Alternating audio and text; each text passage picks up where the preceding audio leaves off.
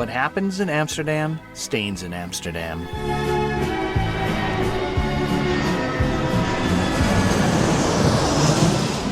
After 13 hours on a plane, I'm hauling an overstuffed gym bag through Schiphol Airport, seeking the unfamiliar.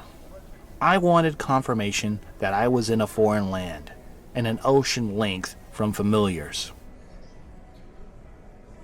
The airport resembled Tampa's, with the same multilingual signs in Arial font. International travelers bustling for the gates. The plane just circled Tampa for 13 hours, and then landed, I thought. I feared seeing my parents at the end of the moving sidewalk, shaking their head with disappointment. After a metro ride, I stumbled through busy, cavernous Central Station. I approached the main exit and automatic doors spread, offering my first outdoor view after half a day. A team of bikes crossed by. Peugeot horns bleated. Canyons of townhouses winded down the narrow streets. I stepped forward, expecting to hit a projector screen, but the air was humid with strange accents, the fungal scents of the canals, and fried croquettes. And like a conspicuous tourist, I turned in place to gorge on these sights, breath stumbling behind my heartbeat, commuters streaming around me. After a year of working 60 hours a week as a busboy and a dishwasher, I had made it. No time to waste, I looked up the address of Bob's Youth Hostel. In the States, I had reserved a bed at Bob's Youth Hostel, a curfew-free and lenient establishment that catered to vice tourists like myself. Thanks to Amsterdam's easy navigable streets, I found Bob's on Nieuwsvorgebal. I found it on the street. I ducked into the low-ceiling lobby during check-in rush hour. Eager to explore, I claimed my bed and stowed my gym bag. I crossed the lobby, stepped onto the street, and then my colon spasmed. I ran for the nearest WC. Foreign bacteria had wasted little time assaulting my American guts. Once fully evacuated, jet lag pounced on me like a sex show hawker. I'll just have a quick nap, I thought, and then I can convert my dollars to guilders, my innocence into experience. Found my bunk, took off my boots, and fell fast asleep.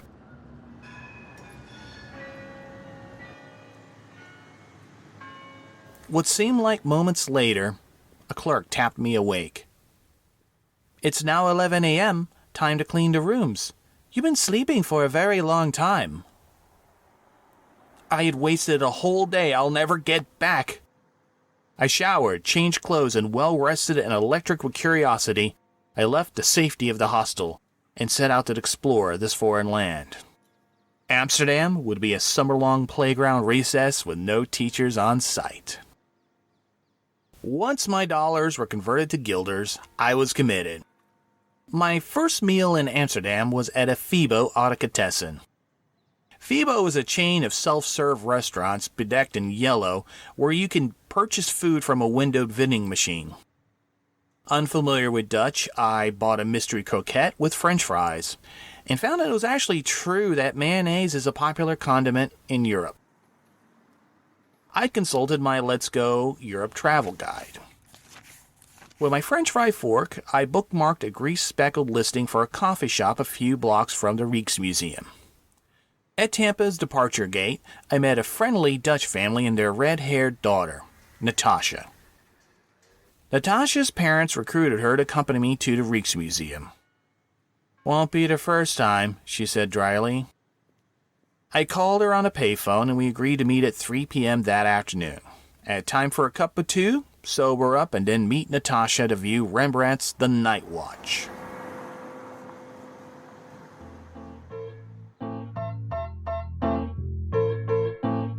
The coffee shop was a brutalist slab of glass, steel, and brick among handsome townhouses. Other than a bored-looking barista, the only customers were a 40-ish bearded man reading a newspaper, and a younger man with a guitar case propped on the chair next to him. So, nervous like the first time I bought condoms, I inched toward the counter. Coffee? The barista smiled. You are new. It's okay. Here. He toggled a button and the counter lit up and the menu appeared under a glass window. Technically, cannabis was illegal in the Netherlands but tolerated. A few rules applied. No conspicuous advertisements or pot leaf symbols outside the establishment. The menu could not be in full view of the street and presented only if the customer requests it. Also, no alcohol can be served on the premises. In Florida, my experience with pot was the brittle ditchweed passed around at beer parties that burned my throat and smelled like egg farts. What sparkled on this glorious menu offered cannabis and hashish from all points of the compass, with affected psychedelic brand names like Purple Haze and Third Eye Windex. Unable to decide like a dog at a deli, I darted my finger toward the menu. Tie stick lay under my fingerprint. I paid the 18 guilder bill, and he slid a small baggie of tie stick across the counter. He motioned toward a side counter offering cigarette papers, matches, and a pipe organ array of bongs. As the first male in my family to travel overseas without a draft notice, I intended to celebrate my freedom in a big-ass supersized way. I selected a 3-foot-long Lord of the Sith red plexiglass water pipe. The barista's brow wrinkled with concern. I carried the bong to an empty table, sat down, and prepared to smoke pot without worrying about cops, parents, or where to stash it afterward. I crumbled a rosy-smelling bud and filled the bowl and took the bong to my mouth. But I ran into this technical problem. The lighter wouldn't reach the bowl. The guitar man noticed my predicament and asked if I needed help. I nodded. He pulled up a seat, held the end, and flicked his lighter. I waved my hands in ragged semaphore to signal him to light up. The bong percolated and smoke crept toward my mouth, its red cast reminiscent of candles in an Italian restaurant. I signaled to him to release the carb. 3 feet of high-velocity tie smoke jetted into my lungs. In that instant, 4 feet of smoke ejected from my lungs. Hacking convulsed my body and I slid off my chair. Before I hit the ground, I was grabbed by the underarms and pulled upright. That's okay. Cough it out. You're okay. The voice was American. I looked over and it was the bearded man. He handed me a glass of water and I drank as it soothed my throat. My breathing resumed and the bearded man said, "First time in a coffee shop, eh?" I nodded. "American? Well, welcome to Amsterdam, where Americans go to be free." He patted my head and walked back to his chair.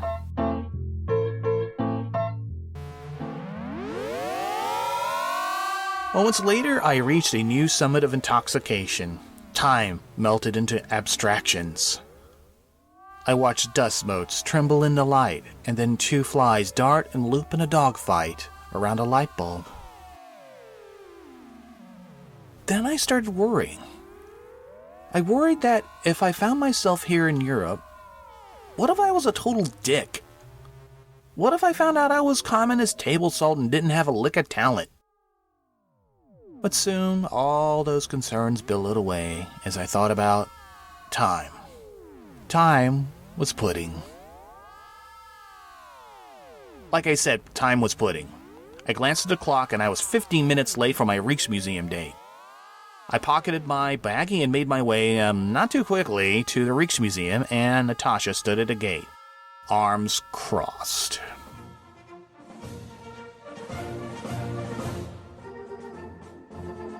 "Does 3 o'clock mean the same thing in America?" she said. She looked in my eyes.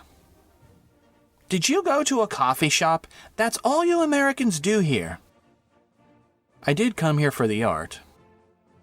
"Well, let's go see the art. I only have 1 hour." Natasha was 20 and worked at a shoe store. I was unsure if she disliked me or just Americans in general. So far, the Dutch proved friendly, but Natasha had a chilly, impatient bearing. Fortunately, we weren't attracted to each other, and that made my visit easier. Because tomorrow, I had a big date. She rushed me through the Rijksmuseum galleries like a speed round in a game show. Finally, we came to the main attraction, Rembrandt's The Night Watch. Being from Florida, art was a million takes on sea oats, or your name airbrushed on a t-shirt. This was an otherworldly act of pure genius, and here it was, 3 feet away. "Well, there it is, the Night Watch," Natasha said. "See how the soldier's spear is parallel with the light? Oh, look, there's Rembrandt behind the guard. I've seen this painting so many times." She swore in Dutch under her breath. "I have to go." So we rushed back to the museum entrance. We parted company outside the gate, and I was denied the Dutch custom of a farewell near kiss on the cheek.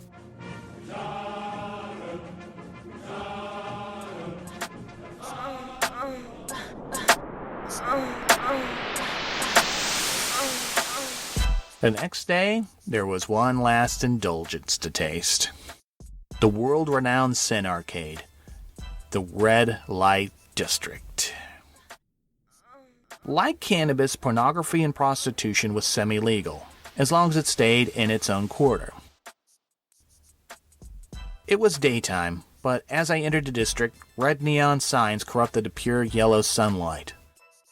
So sinful was the red light district, I expected a hail of frogs, locusts, and fire in God's weather forecast. In the full-length brothel windows, prostitutes dance and preen to entice clientele. Sex as instant and accessible as Phoebo's French fries. In front of live sex theaters, barkers advertise feats of sexual acrobatics involving fruit. One of the come-hithers of the prostitutes enticed me. She looked like this girl that worked at Hot Sam's in the mall I had a big crush on back in the States. Kind of same dark brown hair, fair skin. My feet moved toward the brothel, but when I got closer, born-again Christian guilt seized my hand as I reached for the door handle. She looked at me, kissed the glass, and left a lipstick impression. I rushed off, the glass squeaking as she rubbed off the lipstick. I glanced back and she flipped me the bird. Okay, I learned one thing about myself. I wasn't the pay-for-sex type, but while I was here, I wanted to sate my curiosity. Was a European porn more decadent than in America?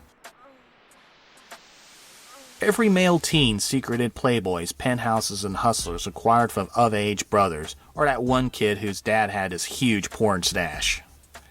In college, I watched some porno videos, but the moans were insincere. The climaxes choreographed like a train schedule. A XXX automat stood in my path, and I entered it. Pink and green neon fringed the black lacquer walls, and a row of stalls were arrayed to the left. The bored clerk at the counter nodded at me without making eye contact. I stepped into one of the many stalls of Babylon and closed the door. When the door snapped shut, a light glowed and a large cushy seat faced me. I sat down and I looked up at the mirror that reflected a recessed TV showing a blue screen. On the right arm of the chair was a coin slot and coin holders. Also, there was another feature that was very useful thanks to Amsterdam's drizzly weather. A roll of toilet paper.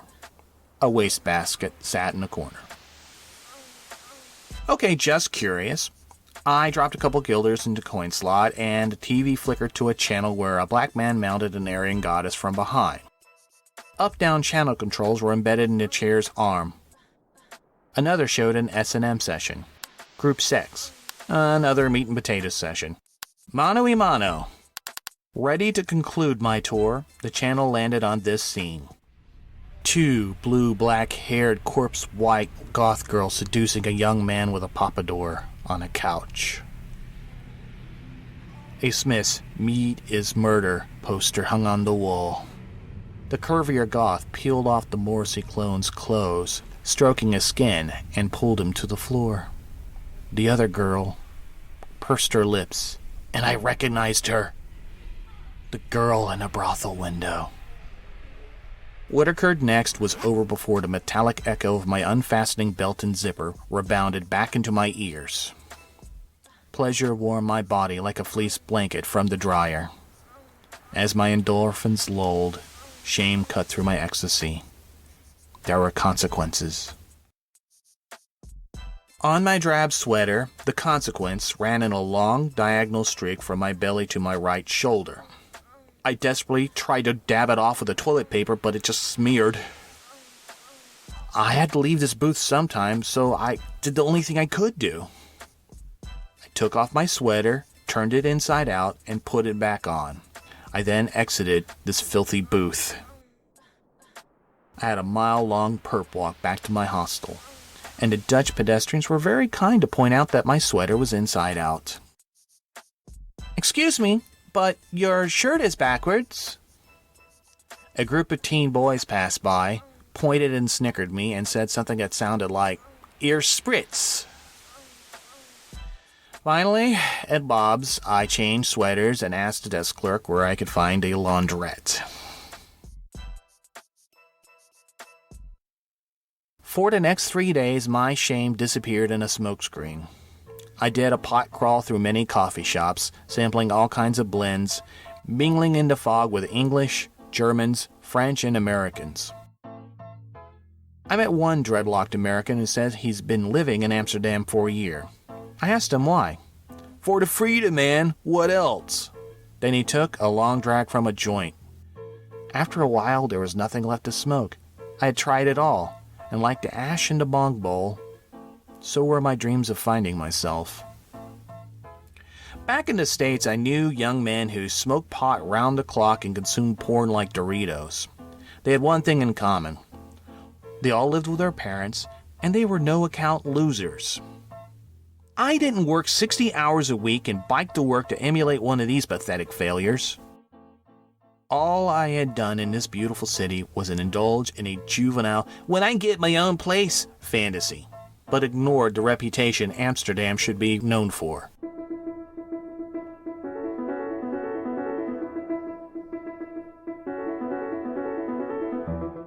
On the 6th day, I explored Amsterdam's clean streets, its architecture, and read about its history as a haven of religious tolerance and free trade.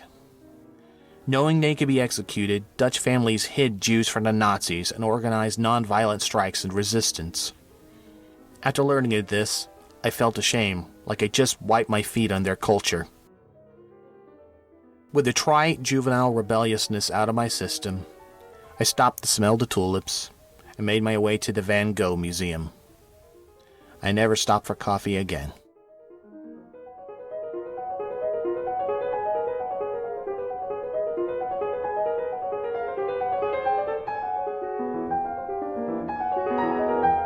All public domain sound effects, field recordings, and field samples are from freesound.org. The closing score, Suite for Piano Solo, was composed by the Dutch composer Leo Smit. Credit goes to the Oral Foundation, who works to preserve music once suppressed by the Nazis. Learn more at oralfoundation.org. Other music includes Tulpen aus Amsterdam, written by Laus Gunther Neumann, and Huzarenmars, composed by Captain Charles Henry, bandmaster of the Dutch Cavalry's 1st Regiment Hussars.